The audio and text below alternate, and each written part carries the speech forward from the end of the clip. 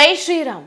ನೀವು ನೋಡ್ತಾ ಇದ್ದೀರಾ ಟಿವಿ ವಿಕ್ರಮ. ನಾನು ಸೌಮ್ಯ ಸನಾತನಿ. ನಮ್ಮ ಟಿವಿ ವಿಕ್ರಮದ ಎಲ್ಲ ಕಾರ್ಯಕ್ರಮಗಳ ನೋಟಿಫಿಕೇಶನ್ ನಿಮಗೆ ಸಿಗಬೇಕಂತ ಹೇಳಿದ್ರೆ ನಮ್ಮ ಟಿವಿ ವಿಕ್ರಮ ಚಾನೆಲ್ ಅನ್ನು ಸಬ್ಸ್ಕ್ರೈಬ್ ಮಾಡಿ, ಹಾಗೆ ಬೆಲ್ ಬಟನ್ ಕ್ಲಿಕ್ ಮಾಡೋದನ್ನ ಖಂಡಿತ ಮರಿಬೇಡಿ. ಮೊದಲ ದಿನದಿಂದಲೂ ಧರ್ಮಸ್ಥಳ ಪ್ರಕರಣದಲ್ಲಿ ಈ ಬುರುಡೆ ಗ್ಯಾಂಗ್ ದೊಡ್ಡ ಷಡ್ಯಂತರ ನಡೆಸಿದೆ ಅಂತ ಹೇಳ್ತಾ ಇದ್ದಾಗ ನಮ್ಮನ್ನೇ ಅನುಮಾನದಿಂದ ನೋಡ್ತಾ ಇದ್ರು.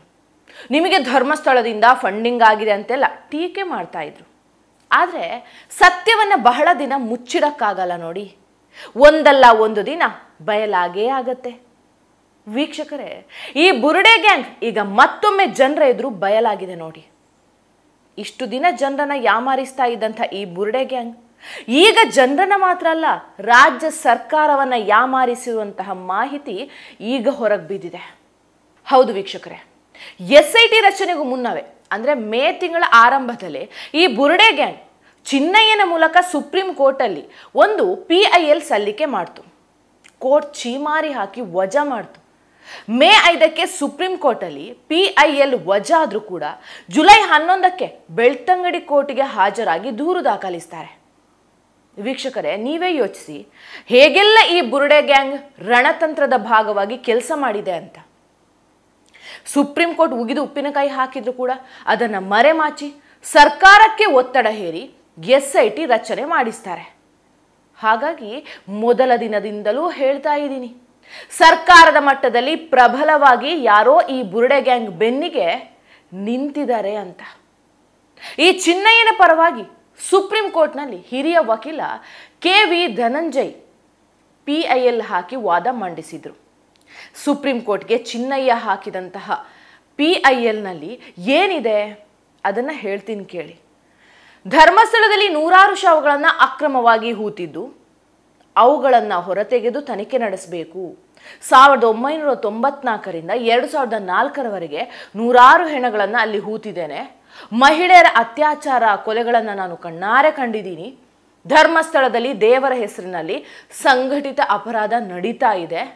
ಈ ಭಾಗದಲ್ಲಿ ಧರ್ಮಸ್ಥಳದ ವೀರೇಂದ್ರ ಹೆಗ್ಡೆ ತುಂಬಾ ಪ್ರಭಾವಿ, ಹಾಗೆ ಆತನ ಸೋದರ ಹರ್ಷೇಂದ್ರ ಹೆಗ್ಡೆ ಕೂಡ ತುಂಬಾ ಪ್ರಭಾವಶಾಲಿ. ಹೀಗಾಗಿ ನಿವೃತ್ತ ಜಡ್ಜ್ ನೇತೃತ್ವದಲ್ಲಿ SIT ರಚನೆ ಮಾಡಿ ತನಿಖೆ ನಡೆಸಬೇಕು ಅಂತ ಕೋರ್ಟ್ಗೆ ಚಿನ್ನಯ್ಯ PIL ಸಲ್ಲಿಕೆ ಮಾಡಿದ್ದ.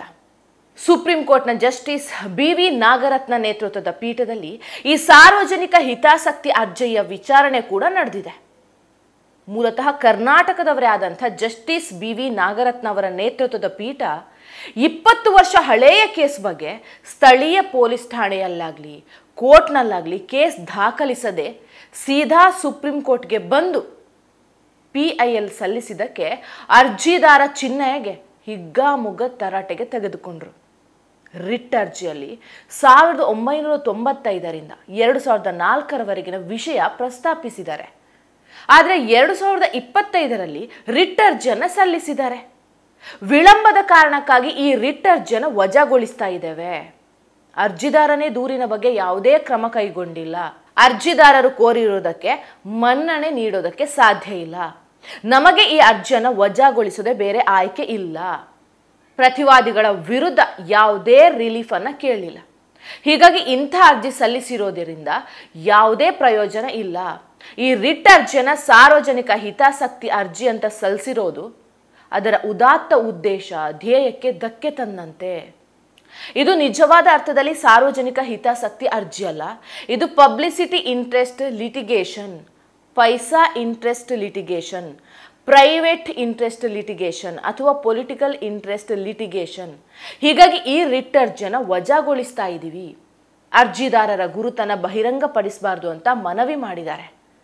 ನಾವು ಆ ರೀತಿ ಗುರುತನ ಬಹಿರಂಗಪಡಿಸಿಲ್ಲ ಅಂತ ಸುಪ್ರೀಂ ಕೋರ್ಟ್ ಮೇ 5, 2025 ತನ್ನ ಆದೇಶದಲ್ಲಿ ಹೇಳಿದೆ.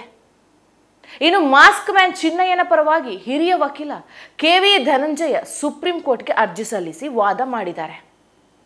KV ಧನಂಜಯ ಅವರ ಹೆಸರನ್ನ ಸುಪ್ರೀಂ ಕೋರ್ಟ್ ತನ್ನ ಆದೇಶದಲ್ಲಿ ಉಲ್ಲೇಖಿಸಿದೆ. ಈ PILನಲ್ಲಿ ಯಾರ್ಯಾರನ್ನ ಪ್ರತಿವಾದಿಗಳನ್ನಾಗಿ ಮಾಡಿದ್ರು ಗೊತ್ತಾ?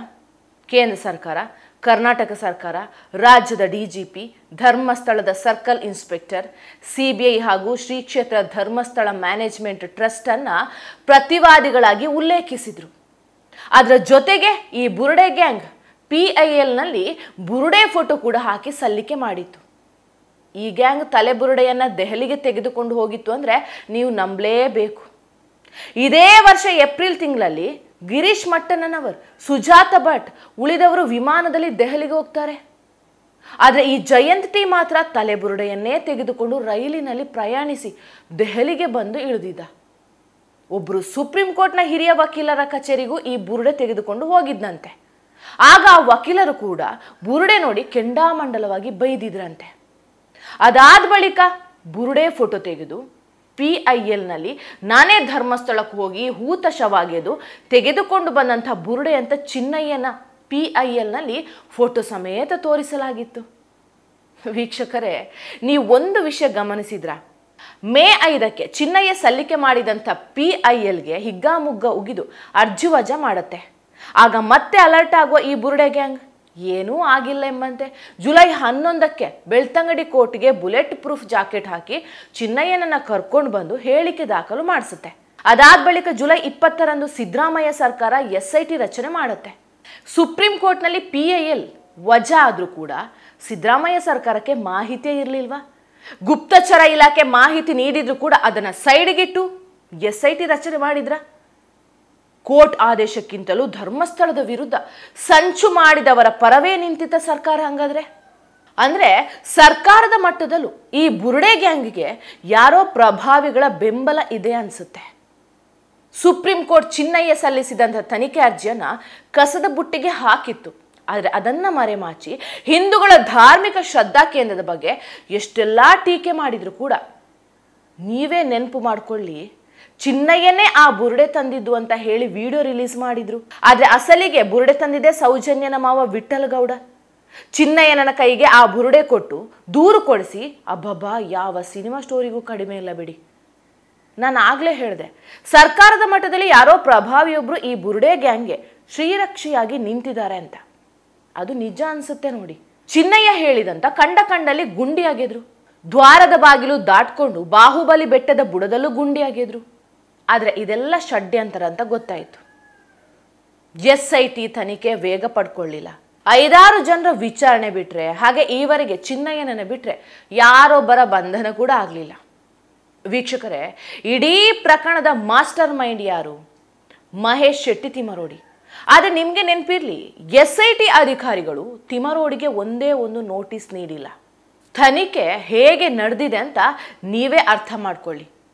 ಸುಪ್ರೀಂ ಕೋರ್ಟ್ನಲ್ಲಿ ಚಿನ್ನಯ್ಯ ಸಲ್ಲಿಸಿದಂಥ PIL ಅರ್ಜಿ ವಜಾ ಆದರೂ ಕೂಡ ಸ್ಥಳೀಯ ಬೆಳ್ತಂಗಡಿ ಕೋರ್ಟ್ಗೆ ಹಾಜರಾಗಿ ಕನಿಷ್ಠ ಮಾಹಿತಿ ನೀಡದೆ ದಾರಿ ತಪ್ಪಿಸಿದ್ದು ಕಾನೂನು ಉಲ್ಲಂಘನೆ ಆಗಲ್ವಾ?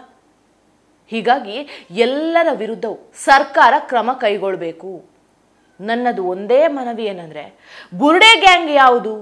ಧರ್ಮಸ್ಥಳದ ವಿರುದ್ಧ ಸಂಚು ನಡೆಸಿದವರ ವಿರುದ್ಧ SIT ತನಿಖೆ ನಡೆಸಿ ಕಠಿಣ ಕ್ರಮ ಕೈಗೊಳ್ಳಬೇಕು. ಆಗ ಮಾತ್ರ ಧರ್ಮಸ್ಥಳದ ಭಕ್ತರ ಭಾವನೆಗಳಿಗೆ ಗೌರವ ನೀಡಿದಂತೆ ಆಗತ್ತೆ. ಆಗ ಮಾತ್ರ ಧರ್ಮಸ್ಥಳ ಶ್ರೀ ಕ್ಷೇತ್ರಕ್ಕೆ ಅಂಟಿರುವಂಥ ಕಳಂಕ ಹೋಗುತ್ತೆ. ಒಂದು ವೇಳೆ ಸಿದ್ದರಾಮಯ್ಯ ಸರ್ಕಾರ ಬುರುಡೆ ಗ್ಯಾಂಗ್ ಅನ್ನ ಜೈಲಿಗೆ ಅಟ್ಟದಿದ್ರೆ ನೀವು ಅವರ ಪರವಾಗಿಯೇ ಇದ್ದೀರಿ ಅಂತಲೇ ಅರ್ಥ. ಟಿವಿ ವಿಕ್ರಮ, ದೇಶ ನಿಮ್ಮ ಕೈಯಲ್ಲಿ. ಈ ಕಾರ್ಯಕ್ರಮ ನಿಮಗೆ ಇಷ್ಟ ಆಗಿದ್ದಲ್ಲಿ ಲೈಕ್, ಶೇರ್ ಹಾಗೂ ಕಮೆಂಟ್ ಮಾಡಿ. ಟಿವಿ ವಿಕ್ರಮದ ಕಾರ್ಯಕ್ರಮಗಳನ್ನು ನಿರಂತರವಾಗಿ ವೀಕ್ಷಿಸಲು ಸಬ್ಸ್ಕ್ರೈಬ್ ಮಾಡಿ, ಬೆಲ್ ಐಕನ್ ಒತ್ತಿ.